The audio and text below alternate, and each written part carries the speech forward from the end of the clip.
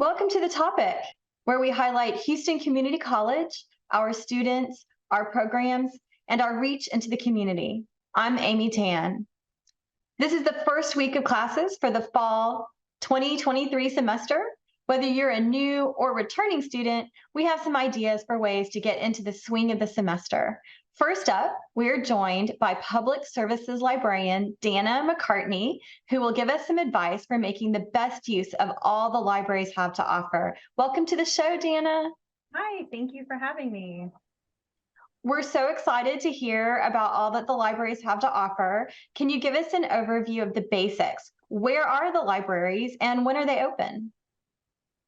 Great question. So we have libraries throughout the district. We have 10 full-service library locations throughout the district.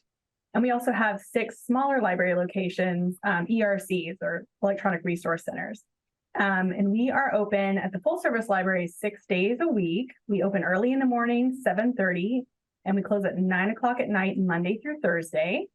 We're open 7:30 to 4 on Fridays and 9 to 3 on Saturdays. And we even have online assistance on Sundays. So the libraries are not open on campus on Sundays, but if you go to the library website, you can use the Ask a Librarian chat service if there's any library questions at all, or even research questions too. We have librarians answering questions on Sundays. Well, I happen to know students really take advantage of those Ask a Librarian chat opportunities. And it does seem like when you need a librarian, it might not necessarily be between the hours of 9 and 5. Right. A wonderful service. And you mentioned ERCs. Can you just tell us a little bit about the difference between an ERC and a more traditional library? So they're smaller spaces and they're open more limited hours. But they are staffed with library staff and librarians, so you can get a lot of the same services, just maybe not the same hours. And libraries today are more than just books. Tell us about some of the spaces and the amenities that you have. Yeah, so we have so much going on at the library, and of course, we still love books, and we have print books that all our libraries that students, faculty, and staff can check out and take home with them, including recreational reading. But we also have a really great online library and also lots of great spaces and resources on campus. So if you go online and look at our library there, we have databases and other resources, and we want to make sure that we cover all areas of study at HCC so that students taking any class can find some resource to help them finish their assignments or learn more. So of course we have our ebook databases where you can look at a book online or even maybe download to read offline on lots and lots of different topics. And we have our databases with streaming video, educational videos, and periodicals like scholarly journals, magazines, newspapers. And then a couple things I'll highlight that maybe not everybody knows about. We have daily online access to the Houston Chronicle in one of our databases called Newsbank. So you can look at today's Houston Chronicle right now in the library databases, and that's just a great way to keep up with state and local news. Absolutely. I always want to have access to the Houston Chronicle. And I know that the library is a wonderful place to go if you need a quiet place to study, and you can reserve rooms if you want to have a study group at some areas. Do you offer any orientations or webinars?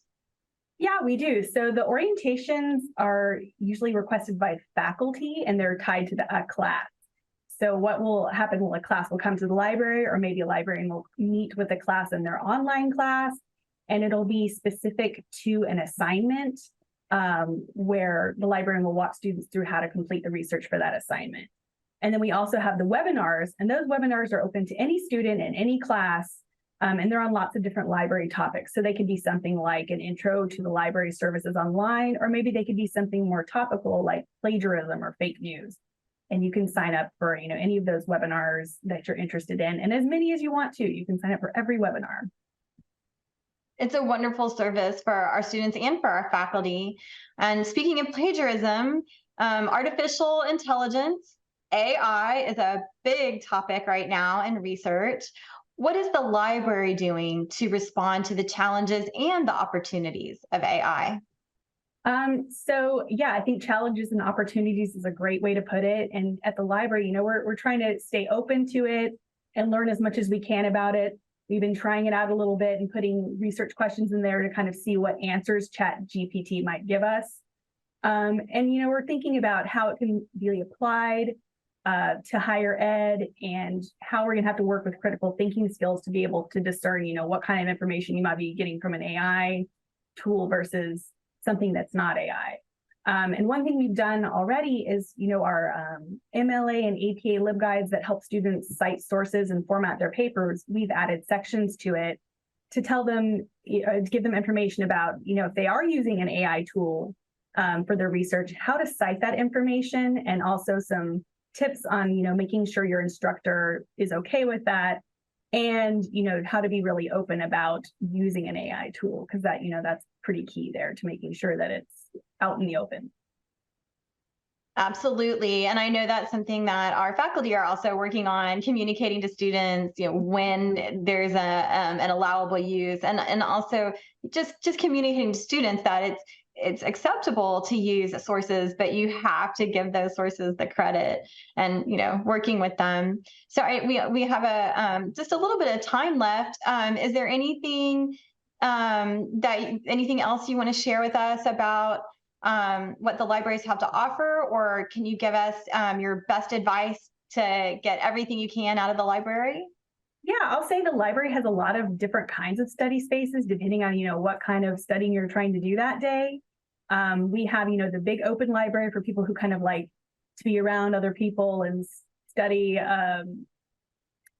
just out and about. And then we also have study rooms where we want students to work collaboratively. So we have study spaces that we hope will, be conducive to learning and working together. Students can work in our study rooms using the whiteboards or TV screens to work on their projects. And then we also have, like silent study areas for students who want to study individually and, really hope that it'll be quiet and distraction free. So we try to have a lot of different ways that students can study depending on their needs and what they like to do. Well, and I know that many students view the library as a safe space where they can come and they'll have support, and they can be individual and study, or they can have that community and work with other students. So we really appreciate all of the work of the librarians at HCC and creating those spaces. Any final tips before we sign off? Always ask for help when you need it. The library, we love to answer questions and help students, faculty, and staff. So if there's any way we can assist you, just let us know and we'll see what we can do. Yeah, I used to tell my students, the librarian is your best friend. So you're a good thing to have on campus. Yeah, yes. So be sure to reach out to your friendly neighborhood librarian. And we really appreciate you coming on the show, Dana, and helping us get back into the swing of things here. Thanks for having me. I had so much fun. Well, enjoy the rest of your first week. And when we come back, we'll get the scoop on student life.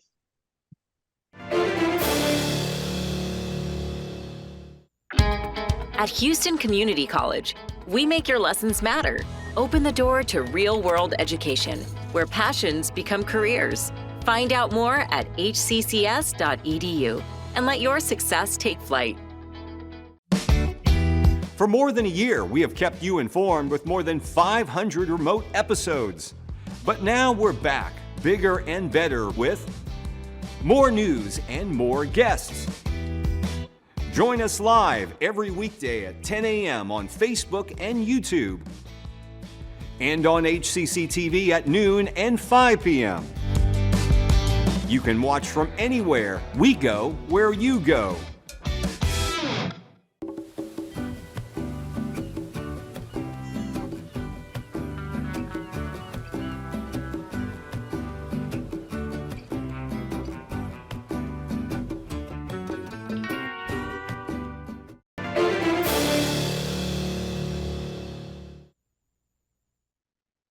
Welcome back to the topic. We're talking about settling in for the fall semester. We're joined now by Dipal Parekh, Student Life Coordinator at Southeast College. Welcome to the show, Dipal. Thank you, Dr. Tan. It's lovely to see you. I know that the campus is probably packed with new students and returning students today. Yes, our second day welcoming returning and new students. It has been amazing. We had a great day yesterday and even better day today. Oh, that's wonderful to hear. Tell us a little bit about the mission of student life. So all HCC locations, every HCC college has a student life department or the Office of Student Life, and our mission as a group is to make sure we provide engagement opportunities to our students along with their academic experience that extends their learning beyond the classroom. We want to make sure that while they're building their academic transcript, they also have the opportunity to build their co-curriculum transcript while they're at HCC, and that helps them with the leadership skills that they will need when they are outside of HCC or when they move into the career. We also want to make sure that they have a positive interpersonal relationship skills that are developed during their experience in student life. And we want to make sure that they are exposed to diverse ideas through participation in different student clubs and organizations that we currently have at HCC. And we have an awful lot of opportunities. And I know the student life coordinators work with the students to design programming, and that there are many different ways that they can be involved in student life. Can you tell us why should students take time out of their very busy schedules to participate in those student life activities? Yes, so the big why for student life, why do we even exist? Each student at HCC helps support the student activity programming by paying $1 per credit enrolled in each semester. So the student fee dollars we're trying to put them to a great use by having the student Office of Student Life, where we are making sure we provide them leadership opportunities. We bring in guest speakers. We celebrate the awareness weeks, the Heritage Months, fun activities. We provide food, music, and a lot of HCC swag. I'm sorry, merchandise. Swag is the old word now. They call it the HCC merch. HCC merch. Merch. Okay, I'm going to put that in my vocabulary. I think we still have been calling it swag too. I mean, who doesn't love HCC merch? I was corrected by our SGA officers. They're like, Miss, that's old. We call it merch. The students are teaching us. Oh, definitely. And I know that they're very active and that we rely on those student leaders to help create the programming, and that they are very, they are the ones who are developing, what kind of programming they want to see. Can you tell us more about Southeast and the student life at Southeast campus? You're speaking my love language. Okay, so I love the Southeast student life because we are the only campus that has a student life building. We're the only campus in the entire system that has a building dedicated to students. All student activities, events take place right here in this building. The East Side campus, the 6815 Rustic Street, our campus here has this building not only dedicated to students, but we work very well with our faculty. We work very well with our staff members to create programs. When I mentioned earlier the Heritage Month Committee, it's a collaboration between faculty, staff, and students to come up with the theme for the month to bring the awareness. And we do it all here in the Student Life Center. We have a media room where students, a lot of classrooms, professors bring in their students to watch a movie, or if it's particularly for the Heritage Month, a themed movie for that month to bring awareness on education. The biggest and most popular thing we have here in Southeast Student Life is the Eagle Market. We're the only one, or we're the first ones to have an actual store look-alike Eagle Market. That's our food pantry. We get our food and non-food items from Houston Food Bank and from Helping Hands. So if a student wants to come and shop for food items or non-food items, they're welcome more than up to twice a month in the Eagle Market to come and shop without any cost. We have our wellness center. We call it the mini gym at the Southeast campus. We have a meditation room that a lot of students come and utilize that. We allow them up to 30 minutes of whatever they want to do in there, yoga, just meditate, or just sit there and collect their thoughts. We have a game and lounge area where students can come check out equipment to play pool, table tennis. We have air hockey. We have Xbox games. So they can come do that. We also have lactation room for nursing mothers. We have craft rooms. So student wants to create something and they probably don't have the time or supplies at home. They can come and utilize the resources here and create artwork. We have painting, canvas, you name it, we have it. The Student Government Association, SGA office is located inside the Student Center. Also, the student organizations or student clubs, they utilize the Student Center for their meetings, their events. Coming soon, we have a multi-sport court. This is the vision of our president here. We're having a pickleball court along with volleyball and basketball and tennis. It will be outside of Student Life. So that's coming soon. And then we're also working on creating a room just for video games, so anime room. And a super exciting thing that's coming here is the food court. We're going to have a food court right inside the student center. All of these are coming soon. Wow, that is really thrilling. And I know that because HCC, we are 100% commuter, right? All of our students are commuting, and we really want to create spaces for them that are welcoming and engaging and that will support the whole student. And I heard a little bit of everything there. So we only have about 1 minute left. How can we get more information about all of these wonderful things? So students can reach out to their student life coordinators at their campus. For Southeast specifically, reach out to me. We also have a shared inbox, se.studentlife@hccs.edu. We are also on social media, Instagram and Facebook, the HCC Student Life. We also are using ID Loom to post all our student life events collectively. So you can go to idloom.events and hcc.idloom.events, and you can pull up all these student life events and then click on the particular college so you can see what your campus has. Also, we're on YouTube, Student Life on YouTube, where you can learn more about the upcoming events. And we also have our website. So you can anything, we are available on all platforms.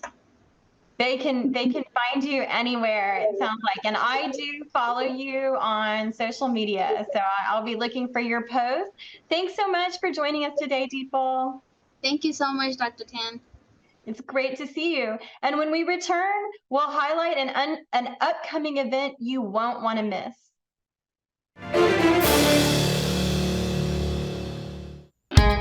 At Houston Community College, we make your lessons matter. Open the door to real-world education, where passions become careers. Find out more at hccs.edu and let your success take flight. When I was your age, I was just like you, fascinated by stars.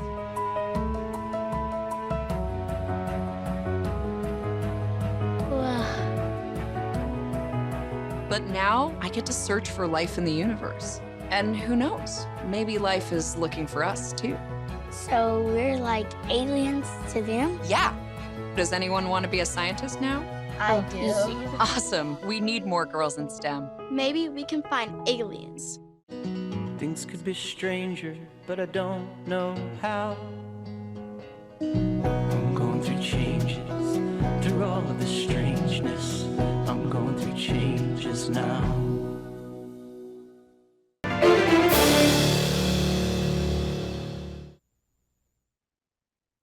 Welcome back to the topic. We're talking about settling in for the fall semester. Our departments and programs contribute more to the college than just classes. James Virgilio is a Texas Master Interpreter, a professor in our Sign Language Interpreter program, and faculty sponsor of the Interpreter Student Association. He's here to tell us about an important upcoming event that is near and dear to my heart. It's a thrilling, exciting week. Welcome to the show, James. Thank you, Dr. Tan. It's a pleasure to be here. First, tell us about your program and the need that it seeks to fill. Well, we in the American Sign Language Interpreting Program are working really hard to grow interpreters to meet the need that exists in the deaf community. Deaf people, like anybody else, wants to go anywhere else, and sometimes that requires the use of an interpreter or a team of interpreters. We're a high-demand field, and the field seems to grow in demand as deaf people move higher, farther, faster. There are deaf attorneys, deaf doctors, deaf actors, and deaf welders, you name it, and sometimes they need us to go in and meet the needs, not so much for them, but for the hearing people that they get to encounter. It's a wonderful program with such a meaningful mission, and I have really appreciated being even a little part of this program and learning about it at HCC. What are some of the organizations your program works with in the Houston area? We are thankful to have partnerships with many of the school systems that offer deaf education programs in K through 12. Our students have the opportunity to go out and observe working interpreters and get some hands in the air time themselves so they can see, do I want to work with children? Or do I want to work in some other environment, but gain some valuable skills while I'm in the school environment? We also have partnerships and working relationships with community interpreter service providers in the area. So our students get a chance to see working interpreters out in the quote unquote real world. And we also are very excited to have a partnership with our neighbor across the street, the Ensemble Theater. They've invited our students back several semesters to provide access to their programming by interpreting one or two runs of a particular show. And we're going to be working on one this fall. We're really excited about that. So many excellent partnerships. And I also want to highlight the dual credit partnership, and that we actually offer sign language, which I know is not interpreting, but they're related, and the opportunity to introduce high school students to learning another language, as well as potentially thinking about interpreting as a career. And I am so excited about Deaf Awareness Week. It was such an amazing experience last year, and I can't wait to hear all about what you have planned. Yes, last year, our Deaf Awareness we called Deaf Pride. We had a wonderful time on campus showcasing the talents and the abilities of deaf people, the beauty and access that ASL provides to both communities to interact with one another. And we were really excited to continue the fun this year. Can you tell us about some of the events that you've already got planned? Sure. We had a power failure in our building a moment ago, so I'm trying to retrieve the list so that I don't forget anything. But let's see, forgive me. Let's start here. I know that we have a partnership with Student Life, and we're going to do Club Deaf. Absolutely. Absolutely. Thank you for that. We will start the week. Deaf Awareness Week will be celebrated on the Central Campus, September 25th through 30th. That Monday, September 25th, is Club Deaf. That is an outdoor dance. Last year we had it in the courtyard in front of the classic San Jacinto building and the Harmon building. It's a wonderful time of food and fun and games, and we make the music accessible. Students get up and interpret. We also will do deaf-based games that if you've ever been to a deaf dance, it's a lot of fun. You would just be surprised how much fun people you think can't hear the music are having fun anyway. It's just a really good time. And we're doing that that event in particular in partnership with the Student Life Office. They were really supportive last year, and they're eager to be on board with us again. We can't thank them enough for that. The next day on Tuesday, we hope to have a panel of guests from the deaf community to come in to talk to our HCC community and our students about what life is like for a deaf Houstonian. What cultural conflicts do they face? What successes do they face? What do they need from us as interpreters and up and coming interpreters, so that we have a better sense of what the need is and what we need to do to fill it. On Wednesday, we will have game day. All of these events so far will be happening in the Harmon building. Wednesday will be, again, Deaf Game Day. We will be playing games that are ASL centered, Scrabble with the ASL alphabet. We will be playing Deaf Jeopardy, where one of our instructors, Professor Danny, hosts Deaf Jeopardy questions about deaf culture, American Sign Language, deaf history, some wonderful things, and also playing ordinary games with a deaf twist, meaning like we will play Uno, but you can't holler Uno. How do you tell your competitors that you're down to your last card if you can't say Uno?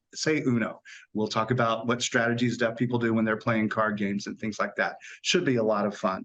On Friday, we're going to offer an online, I missed something. On Thursday, we want to have like a showcase of agencies and resources that work with and for the deaf community. We're inviting members of deaf community organizations to come out so we can learn about their programs, their policies, where our students could come in and do some service, fill a need. We also are inviting interpreter service providers, those agencies that send interpreters to doctors' offices and business meetings and those sorts of things, so our students can meet the people that they will hopefully work for and work with in the near future. We're really excited about that. Our Friday event is going to be an online component. It's going to be an introductory class in American Sign Language for those people who just want to learn some very simple signs at the beginning and get an idea of what ASL looks like and how it works. We will have that online, and that information will be broadcast all over the system so people will have access to that class. And then the week wraps up on Saturday with an ASL concert. Many of our students and friends from the interpreting and deaf communities will be getting up and providing an ASL interpretation of some song, whether it's a current pop hit or some classic from the oldie goldie days. It is a beautiful event, and I'm sorry to cut you off, James. We have about 20 seconds left, and I encourage all of you to come out and see the concert. It is a moving experience to be a part of, and I am thrilled we're going to have a virtual option this year for anybody to be able to join in. So in the last 10 seconds, how can people keep up with the latest? How can they find us? I'm really not sure. I'm sure. Okay, we'll get that information to you. We'll get it all out to you. Thanks for being here, Professor James Virgilio, and thanks for all of you for joining us on the topic. For more information on this visit, please visit hccs.edu/podcast. For the topic on HCC TV, I'm Amy Tan.